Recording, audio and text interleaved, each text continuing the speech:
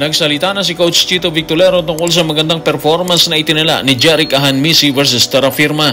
Si Coach Johnny Del Cardel may inamin tungkol sa kanilang import na si Antonio Hester na nagtala ng mababang performance versus Magnolia. 3-time Best Import awardee na si Allen Durham, inaming wala pa siya sa kanyang peak matapos magtala ng malaking puntos versus Northport. At Akari, sinasabing gustong bilhin ang isa sa mga hinihinalang farm team ng SMC.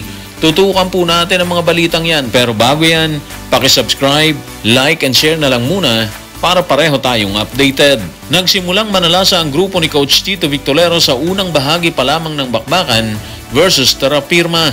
Hanggang sa dulo, pinulbos nila ang tropa ni Coach Johnny Del Cardel sa score na 124-103. Tanong, paano nila hinugot ang ganong kabigat na performance? Tutukan po natin ang sinabi ni Coach Chito sa report ni Olmen Leiva ng Philstar. Lumalabas yung mga ginagawang extra shooting ni Jerick Ahanmisi sa practice. We're very happy, yung patience namin sa kanya is paying off. Kailangan lang niya maging consistent at magtuloy-tuloy ang pag-develop bilang two-way player. Actually, ang tindi talaga ng performance na inilabas ni Jerick Ahanmisi. Nagtala lang naman siya ng 24 points dun 2 assists, 2 steals na nasabing bakbakan. Sa tinala niya 24 points, 16 po doon ang kinuha niya sa 4-point area.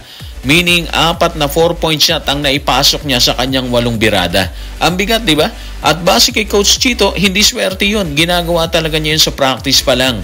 Meaning, inihanda talaga ni Jerick Ahanmisi ang sarili sa ganong birada. Hindi lang yun, kumamada rin siya ng 2-3 para pulbusin ang Terra Firma ni Coach Johnny Del Cardel. Siyempre, hindi lang siya kumamada doon. Kasama niya ang lahat sa grupo. Pero mas lumutang ang performance ni Glenn Robinson III na merong 20 puntos, 13 rebounds, 4 na assist sa kabila ng iniindang karamdaman sa katawan, dala ng pagkalasan sa pagkain. Si Save Lucero, nagtala din siya ng 15 points, 5 rebounds and 3 assists. Lahat nag-contribute sa Magnolia, dahilan para pulbusin nila ng matindi ang Terra Firma. Kung masaya si Coach Chito Victorero sa panalong itinala ng Magnolia, hindi naman nasiyahan at tila na dismaya si Coach Johnny Del Cardel sa naging performance ng import nito na si Antonio Hester. Narito ang kanyang pahayag. Tutukan natin ang sinabi ni Coach Johnny Del Cardel sa report ni Jerry Ramos sa Spain. Wala pang linaw ang sama ng laro niya. Coach's decision kami na hindi na siya ipasok. Nag-all Filipino na lang kami. Grabe, imagine nyo nagtala lang siya ng 2 puntos. Si Hester po yun. Kakaiba, di ba? Para sa isang import, medyo mabigat po yun. Parang hindi ka panipaniwala. Pero yun ang totoo sa production ni Hester versus Magnolia. Buti na lang kung umada rin si Sistan at Pringle. Si Pringle meron siyang 23 points, 6 rebounds at 5 assists.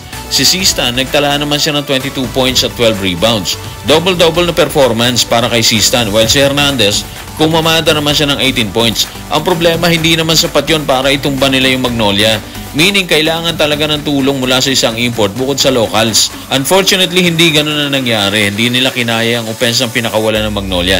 Nawala yung depensa nila. Nung unang quarter pa lang tambak na sila ng 21 points. 34-13 yung score doon. Lumobo pa yan hanggang 38 points na lamang ng second quarter sa score na 60-22.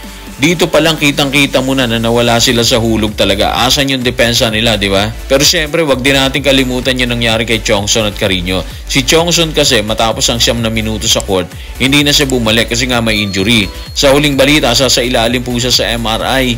Sa kaso naman ni Carino, hindi na rin nakabalik sa second quarter dahil sa injury na rin. So bukod sa kulang sa suporta ng import, dagdag yung pagkawala ni Chongson at Carino, resulta bagsak ang Terra Firma. Habang walang kasiguruhan ang estado ni Antonio Hester sa Terra Firma, bunga na nakadidismayang performance versus Magnolia, umuusok naman sa bangis ang balik PBA at 3-time Best Import awardee na si Allen Durham. Tanong, ano ang masasabi niya ni Allen Durham sa kanyang performance versus Northport? Tutukan natin ang sinabi niya sa report ni Martin Mendoza ng Rappler. Wala pa rin tayo doon, pero sa bawat araw na dumarating sa mga practice at laro, gumagaling ako at nagiging komportable sa mga kasama. Marathon to, hindi isang sprint na karera.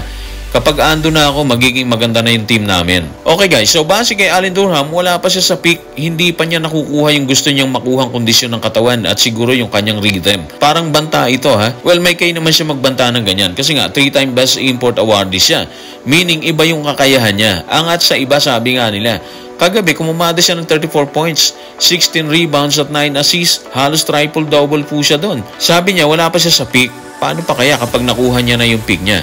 Anyway, yung 19 points ni Durham sa kanyang kabuuang 34 points, kinuha niya po yan sa third quarter ng laban. Alam niyo, maganda talaga makita maglaban ulit si Ginebra at si Meralco. Malalaman natin kung paano siya tutukan ni Justin, and at the same time, makikita rin natin kung paano manalasan si Durham katapat ulit si Justin Brownlee. Katulad nung dati pa, di ba? Abang-abang tayo dyan kasi Group B yung Ginebra while si Meralco is Group A. Problema sa Ginebra, hindi maganda yung last na performance nila versus Blackwater. Habang nananalasa si Allen Durham, umuugong naman ang balitang gustong pasukin ng Akari ang PBA. Pagpasok na tila magsisimula sa isang farm team umano sa nasabing liga.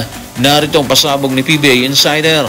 Tutukan po natin ang sinabi niya sa kanyang official Twitter or X account. Naiulat na gustong bilhin ng Akari ang isa sa mga dalawang farm teams ng SMC na nakasale. Hindi na kailangan sabihin pero magiging maganda to para sa PBA kung itutuloy yung pagbili. Ang tagal ng usap-usapan ng farm team na to sa PBA, di ba? Sabi nga nila bilang farm team, sila yung pinipitasan or kinukuhanan malimit ng player.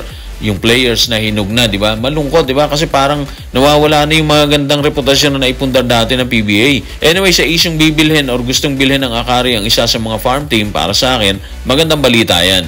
At least kahit paano, kung mangyayari talaga yan, mababago ang tingin sa team na yon. Hindi na siya mapapabilang sa sinasabing farm teams. Kasi nga, nabili na, di ba? Problema sa ngayon, parang hindi pa talaga pumuputok ang balitang pagbili ng Akari. Pwede sigurong sabihin natin na nasa stage pa lang sila ng pagtansya kung aakyat ba talaga sila sa PBA o hindi. Sana kung desidido talaga sila, gawin nila yun sa lalong madaling panahon para mas magkaroon ng magandang option ng viewers dito sa PBA. Yung team na hindi basta-basta yuyukod sa ibang team. Yung team na hindi magkakaroon ng issue para lang pitasin ang kanyang players patungo sa mas stable na kupunan. So guys, maraming salamat.